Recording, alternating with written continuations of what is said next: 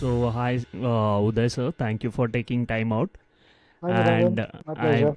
I'm completely, you can say I'm overwhelmed, sort of. And you can see this my smile consistent throughout the podcast, and maybe that might be communicated to maybe in different ways. But I'm just very surprised to have you here, and I'll just briefly introduce your work for everybody. Sure. And Uday Benegal here is one of the most influential musicians as a frontman and founder of the creative force of India's front-running rock band called Indus Creed. And thereafter, we all know that Uday Benegal has been the inspiration for many in India and outside. And I want to thank Uday sir for taking the time out today for the podcast. And Uday sir, if you want to introduce about your work, what you have been doing recently, what projects have you taken up, you can do that, and then we can start with the interview. Well, I'm just happy to talk about my work with Indus Creed over the years. So I've been sort of the front man and one of the songwriters of the band that began under the name Rock Machine in the mid '80s in '85 and actually '84, but I joined in '85.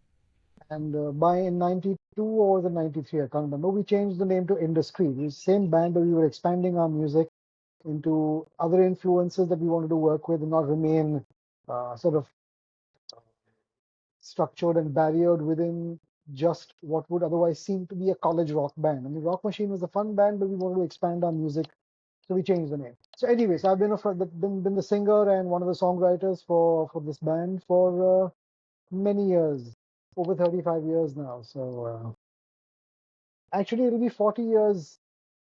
We're 2025. I Right, joined in January of '85 is the first gig I ever played with the band. And right. along with that, I've also worked independently as a studio musician.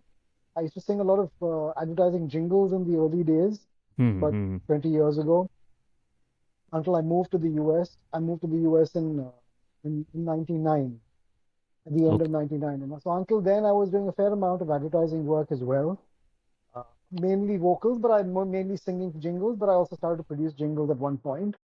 And yeah, a bit of this and a bit of that, and some writing, and I just do things that I enjoy doing. Sir, my first question would be on Indian music identity in music. So far as early 2000s are concerned, or pre 2000, Mm. uh, what are your views on the use of Indian elements in the Western music when presented within India? Is being Indian enough to call it Indian music? What are your cultural prerequisites? Are there such efforts generally welcomed or rejected due to conservative mindset? What are your experiences? When you And ask the question, is it enough to be Indian? I mean, just can you just sort of expand a little bit more on that? I, I'm just saying this question definitely comes with a caveat that uh, are we putting the Indian music sort of on the pedestal with cultural orientation, or are we saying that since these are the Indians who have made the Indian music and that makes it Indian music? What exactly does Indian music comes across as? Hmm. And has Indus Creed been part of that, cultural narrative? And what sort of encounters have you had with this idea? Well, I mean, in terms of definitions, I'm not. I don't really get down to definitions too deeply because they limit they limit people. I'd rather a definition be more expansive. Of course, it should be inclusive, but at the same time, it shouldn't be so narrow that because you can say Indian music must necessarily have Indian instruments are Indian instruments enough? Do you have to have a knowledge of the Indian music system? Which music system? Is it only classical music or is folk music acceptable? Folk is the beginning of classical music. Does Bollywood then become part of the Indian music scene because Bollywood has borrowed so much from the West? In fact, nowadays it's more Western than it is actually Indian, apart from the language in terms of instrumentation and programming and everything, scales and everything. It's more. So the thing is, it's a tough question to answer in that sense. I guess I would say that anything that's coming out, not even just out of here, because you've got people from the Indian diaspora who live all across the world. Sorry, this is a little loose.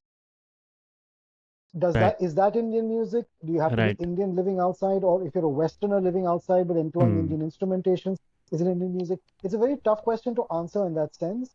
More broadly speaking, I would say if you live in India and you're creating music over here, it's Indian by definition of where you are rooted. Right. Now, is it Indian music in the sense of is it traditional Indian music? Certainly not, unless it is drawing from the folk classical tradition, right?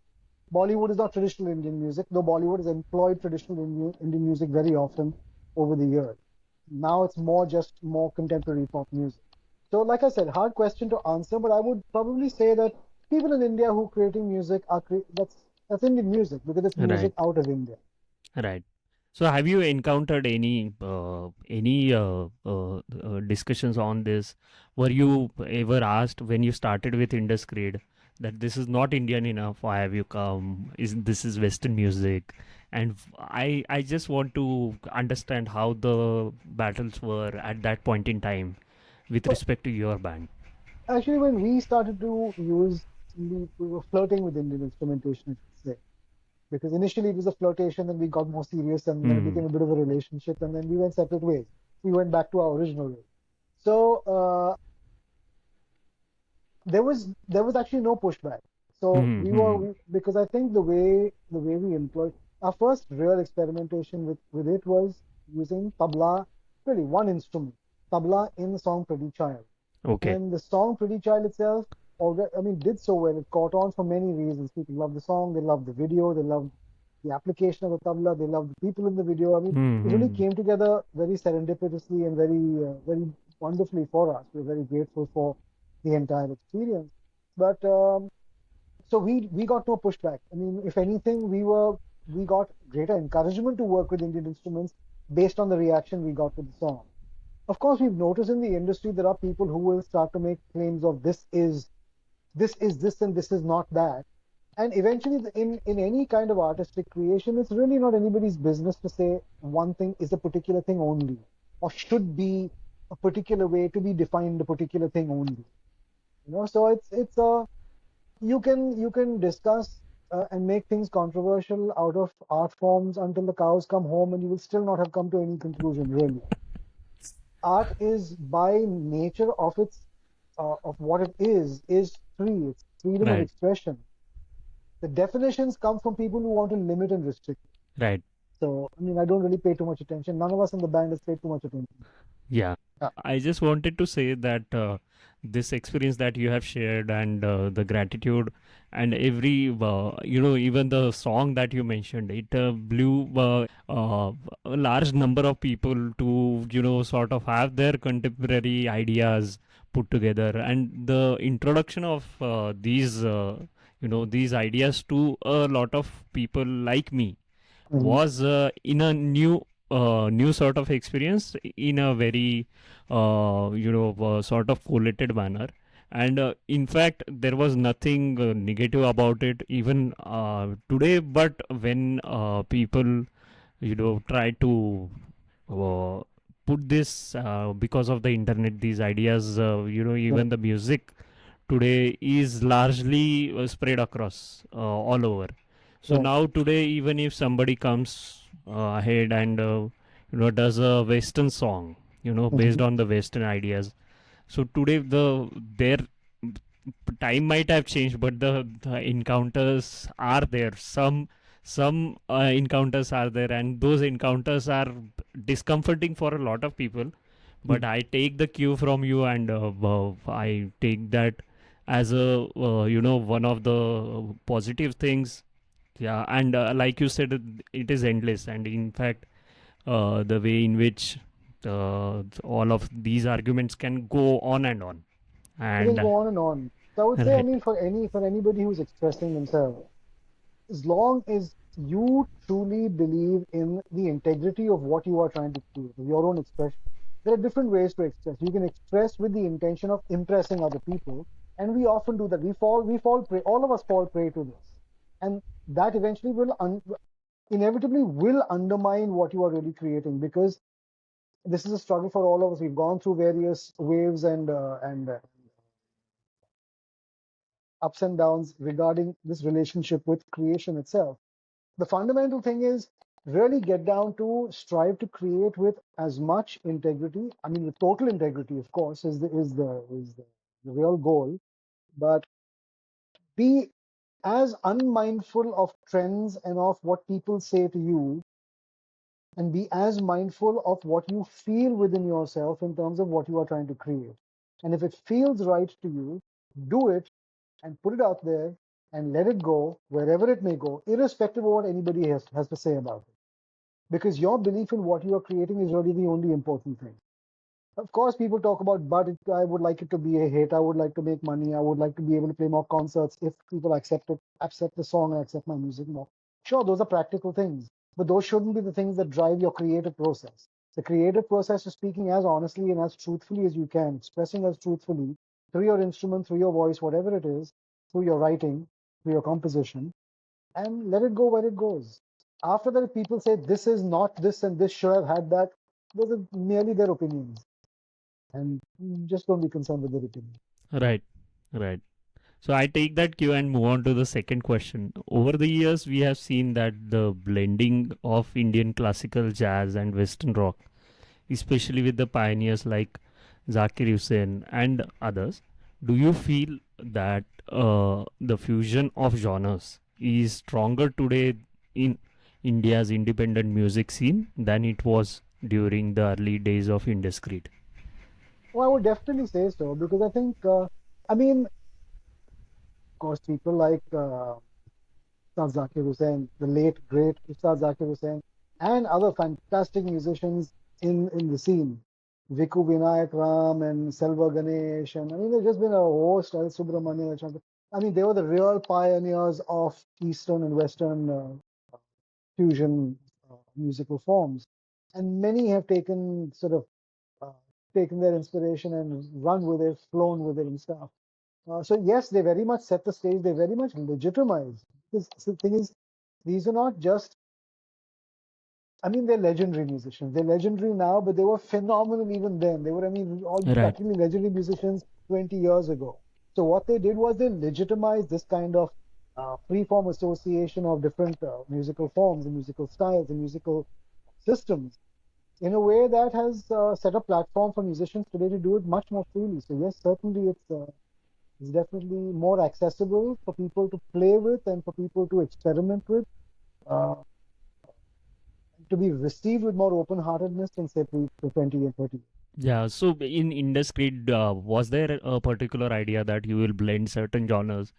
Did you had certain inspiration at that point in time? And It what was not, was the basic your influences? so it wasn't so much that we were trying to merge genres in a deliberate way. I mean, really, the approach that we went with uh, was let's experiment with stuff as musical form, certainly, Hmm. if we feel the song calls for it. And certainly we had our disagreements within the band itself. I mean, let's use the Pretty Child itself. The Pretty Child, the song that did really well for the band Rock Machine uh, in '92 when we put it out.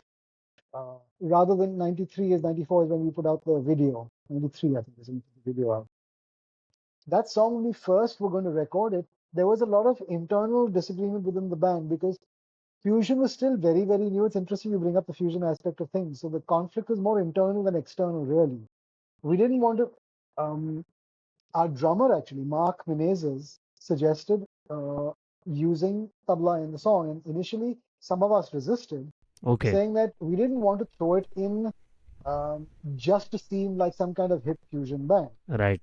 And so we were not really keen on doing it initially. We were facing the rope. Pushback was, like I said, internal. And Mark looked at us and said, if I had suggested using congas, you guys would have been much more open to it because I'm suggesting tablas, you guys seem to be resistant. And he kind of popped it. We were all a little embarrassed with this truth and we're like, you're right. Maybe our resistance is we don't want to be what we call a pseudo fusion band. But that was not what he was guiding us towards. He just said, let's try and use tabla as an instrument, as a percussion instrument. And the moment we dropped our prejudice there and worked with the instrument, we instantly said, fantastic, this works, great idea, let's go with it. So there was internal resistance, but it was overcome very quickly by actually seeing the integrity in using the instrument like that, honestly and truthfully. and then the beauty was Right, there to form. right, right. So, I truly think that if there has been any blending happening of cultures, and Mhm. it is definitely through music, and if we see that music as a culture, what do you see if there is some sort of where do you see culture blending together while blending the music? I can understand that your experience has been one of those where you have done things with the trial and error, and where your drummer suggested that we pick up certain instrument. But where Yeah. do you see culture blending together here in your You, band? you mean music within the band? Yeah, yeah, with music culture as sort. Well, at this point, we've kind of right at this stage in our lives, industry has pretty much gone back to straight up, unfiltered rock music. I mean, Right, right now we're not really working with too many other instruments or any. We've gone back to that. So culturally, at this moment, we're in that stage. right, right, We're never resistant to trying to work with other forms and other instruments. But like I said, it has to be ready, right for the song. The way the songwriting has progressed since say 2000, 2009, right. 2010 has been a back to basics, Hmm. but a back to basics while still being in a contemporary zone, not trying to be, but just it's really a matter of what we listen to as well, right? And Right, the right. musicians who are part of the band. We had these two Hmm. young musicians that joined the band, Jai Rao Kavi on drums and Rushad Mistry on bass for the album Evolve. And then Rushad left, and then Krishna Javeri joined and played bass with us. And Jay and Krishna and Rushad all had a very strong influence that they brought into the band in terms of a new avatar of where we were going with our sound. And they were coming from a lot of progressive rock, progressive metal, and stuff like that. So those came into the band, So it's Right. really a matter of each of us individually and collectively. Where do our hearts stand, or where do our hearts sit today, Yes. culturally and musically? Right. So we've got that organic blend has to be within us as composers, as performers, as arrangers first, before we can bring in the production aspect. And this is Right. where this blend of musicians and this blend of energies led us to, in terms of that kind of sound we're working with right now. Right. But in terms Right. of the blending of cultures per se, like I said, again, go from the heart. If when you are working on a tune, you suddenly feel like you want to put an oboe or a djembe or a Right. shakuhachi or whatever it is, or just come up with any Yeah. Any instrument. For even example, chenda kanjira. or Kanjira. yeah, You can bring in. kanjira, chenda, whatever it is. You Yeah. want to Yeah. throw it in. You Mridangam. feel Whatever you do. mridangam, whatever it is. You Right. feel it will fit into that song, shehnai, Yeah. whatever it is. Yeah. Do it, do it. Just the beauty of creating any art form is actually there are no limits. The only limits are the limits we impose on ourselves. And I Right. can say this because I've imposed many limitations on my own self, and we have as a band.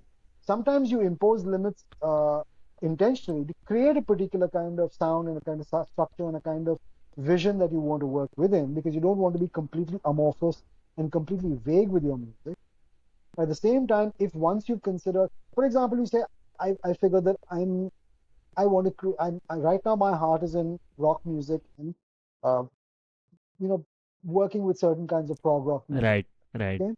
That's where my heart is right now. But while I'm in that, I'm also feeling that while I'm writing the song, it really calls for something interesting like a Shehnai. I'm just throwing something wildly out Yeah. Yeah. there. Conceptually, it's weird, but if I'm hearing it in my head, work with it. Hmm. Put it in Hmm. there and see if it works. If you're hearing it in your head, it's feeling right there. You're hearing it in your heart and your head, and it feels right there. It will come out right, Yes. right? If after you actually get out there and you start to work on it, it's not feeling right, take it out. Simple as that. Yeah. The limitations are yours. So create an idea of where you want to go with your music, and then blow it wide open in terms of what you can do with it. Correct. Correct. Correct. So I sort of get this, but I'm just pushing this forward to Mhm. today and what we can see in the next couple of years Right. for with the development in the technology. And my third question is, do you think use of AI and decline of rare instruments because of the automation and industrial revolution has caused a huge setback in this sort of argument that we are saying of experimentation, and where the attitude of going back to the old and rare sound within music is rare. I'm not as fearful as of AI as a lot of people are, but my circumstances are also very different. I don't work for television and I don't work for the movies, and I'm not a writer or a composer in those fields and stuff, which are more affected. So I can absolutely understand the concerns of a lot of. Right now, we're talking about music. I mean, AI is going to affect people in all kinds of ways, uh, positively and negatively. Um, but yes, since we're talking about music, I'll speak only from a music perspective. So people who are regular working musicians, especially and who are working on the clock as studio musicians and stuff, I have a very legitimate concern with the advent of AI, with the advent of artificial intelligence, and what it can do and whether it can replace them and make them redundant. Right. Now, I think that's while that fear is very real, I really believe that the upheaval is only temporary. Hmm. Eventually, my belief is, and I could be completely wrong about this, it's only an intuition that I have, and it's only a gut feeling that I have. Right. But I feel will always come back to the human side of it, because you Hmm. can use AI to a certain amount. Initially, it'll probably be all, take for example people using Chat GPT to compose Yeah. their emails and whatnot. Yeah. How many times are you going to do it before you realize, man, it's sounding the same, or it's sounding too much? People already are recognizing that a machine, very highly uh, evolved machine Yes. intelligence, Yes. is writing. You can already recognize the AI Yes. aspect. Okay, the AI will improve to, I mean, probably will, to such an extent that you won't be able to recognize. But when everybody in the world is writing with excellent grammar and excellent punctuation Hmm. and wonderfully crafted sentences, if everyone is doing that, you are going to start getting inured to all of that, and you're going to say, okay, now where's the difference? I am now going to read the stuff that stands out from this, because Yeah. everything is this. Now suddenly at that point, somebody will come in with not necessarily that excellence in grammar and phrasing, but will come out with a really interesting way of bringing forth an idea Hmm. that is that departs from what you would otherwise look at as this highly evolved machine Yeah. spewing out and composing all of these Yes. things. But Same the thing with voices music. would be less than the popular narrative of the AI which it brings. Because, for example, if you are saying if the experimentation part comes in between, Right. then if there are, for example, if there are artists coming with the new ideas, and Hmm. those are based on AIs, and they are not able to be differed from the original ideas like we have right now, and How do you mean? So when you say they're coming out of AI but not being able to be differentiated, how do you mean? by in terms of sound. See, the thing is, if you can, whatever tool you can use to Hmm. enhance your art, right? The thing is, what happens is we are fearful of every new tool that is invented because we think that there's going to be great amounts of redundancy. Yeah. You create one particular tool, somebody else becomes redundant because now you've got a more efficient way to do it. So now where you needed 10 people previously, now you can do it with 3 people. 7 people are very fearful. Hmm. That's always been the case. Hmm.